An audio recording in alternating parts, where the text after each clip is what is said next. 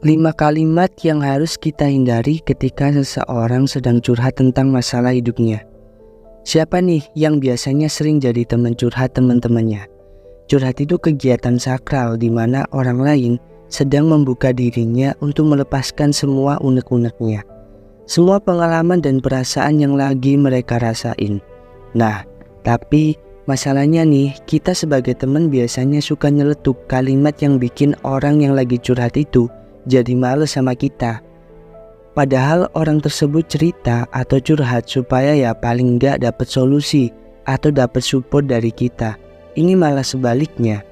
Nah, kalau dari kalian banyak yang ngerasain, hari ini kita akan bahas nih, apa aja sih kalimat-kalimat yang gak seharusnya kita lontarkan waktu temen lagi curhat atau cerita.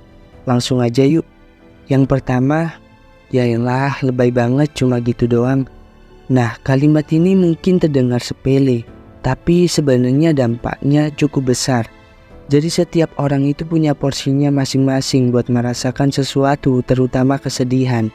Hal yang menurut kita itu masalah ringan, bisa jadi nih menurut orang lain itu adalah masalah yang berat.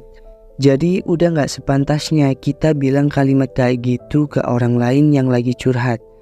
Bukan cuma kita akan terlihat mengabaikan perasaan orang ini, dengan bilang kayak gitu, itu juga akan memperlihatkan sifat buruk kita yang berarti kurang mempunyai empati atau kepedulian.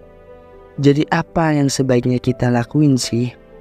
Kita tahu bahwa orang memilih kita untuk mengeluarkan perasaannya atau unek-uneknya itu suatu hal yang cukup baik. Karena apa? Mereka percaya terhadap pribadi kita. Satu hal yang bisa kita lakukan di sini adalah menjadi pendengar yang baik. Selain itu, kita juga perlu mengapresiasi teman kita ini yang sudah berusaha melewati masalah-masalahnya. Karena gak semua orang mungkin mampu untuk melewati itu. Dengan seperti itu, kepercayaan diri mereka akan meningkat dan kita pun juga berhasil menjadi pendengar yang baik. Yang kedua, bilang, ya itu mah salahmu sendiri. Mungkin sekilas ini adalah kalimat kejujuran. Jadi gini, konsep curhat adalah orang lain yang memiliki suatu masalah bercerita dengan harapan paling enggak berbagi perasaan. Ya supaya ngerasa ringan aja. Nah, kalau ada nih teman kita datang lalu bercerita, terus dengan polosnya dan entengnya kita bilang itu mah salahmu sendiri. Kalau gini yang ada kita malah bukannya berbagi, malah nambahin beban buat mereka. Iya sih, mungkin terlihat jujur sekali kalimatnya. Tapi semua kejujuran juga harus punya timing yang pas. Harus punya waktu yang pas supaya diterima dengan baik. Kalau kejujuran modelan kayak gini ya, yang ada bikin orang lain jadi gak akan lagi berbagi atau percaya sama kita. Yang ketiga, ya udah nanti juga beres sendiri. Bayangin nih kalau kita excited cerita banyak tentang perasaan kita, apa yang barusan kita alami dan beban-beban yang kita pikul gitu. Lama banget ceritanya. Tiba-tiba ada yang bilang, ya udah nanti mah juga beres sendiri. Gimana sih perasaan kita? Kayak kurang mantep gitu gak sih? Ya yang bener malah gak mantep sama sekali sih. Karena dengan respon yang kayak gini itu menunjukkan kalau kita tuh gak punya empati gitu. Karena ketika seseorang lagi ada masalah, yang mereka butuhin itu didengarkan dan disupport, bukan penyepelean masalah dengan bilang kalimat kayak gitu. Selain itu ya pastinya akan bikin teman kita ngerasa sendirian ngehadepin ini semua. Mereka jadi ngerasa kalau kita nggak tertarik buat dengerin, apalagi membantu masalahnya. Nah, apa sih yang bisa kita lakuin? Bilang kalimat kayak gitu mah gampang banget. Tapi coba deh biar kita terlatih empatinya, kalimatnya coba bisa diganti dengan apa nih yang bisa aku lakuin buat kamu? Apa yang bisa aku bantu? Yang keempat, aku pernah gitu juga, malah lebih parah. Nah, ini nih kalimat yang pasti sering banget tanpa sengaja kita lontarkan. Udah kayak lagunya Tulus aja sama Glenn Fredly yang Adu Rayu. Tapi ini mah Adu Nasib namanya. Pasti udah gak asing lagi dong sama kalimat ini. Seseorang yang memilih kita sebagai tempat cerita ingin didengarkan dengan baik dan mungkin ada harapan bantuan dari kita.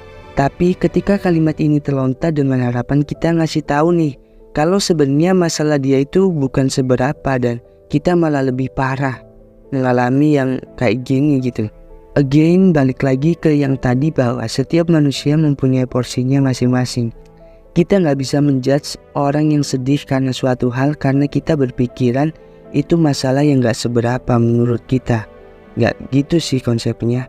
Mungkin yang bisa kita lakuin di sini selain mendengarkan adalah memberi solusi. Kira-kira apa sih yang harusnya kita lakukan kalau ketika berada di posisi teman kita itu?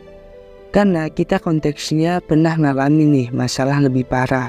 Harusnya punya saran yang baik untuk teman kita. Ada satu hal yang bisa kita lakukan, yaitu menceritakan pengalaman pribadi kita untuk contoh cerita dan solusi versi kita untuk pelajaran juga untuk orang tersebut. Tapi kalimatnya harus diganti nih biar nggak terkesan adu nasib. Misal kayak gini, kalau menurut pengalamanku dulu sih kayak gini. Nah waktu itu aku ngelakuin A, B, C, D, E, F, G biar masalahnya cepat selesai. Mungkin dari sini ada yang bisa kamu ambil sih. Nah kalimat kayak gini tuh gak terkesan adu nasib, karena kita juga ikut sharing supaya dia juga dapat insight dari kita. Yang kelima itu belum seberapa, masih banyak kok yang lebih susah dari kamu. Ini yang terakhir sih hampir mirip sama adu nasib. Tapi adu nasibnya yang ini sih lebih ke dilemparin ke orang lain.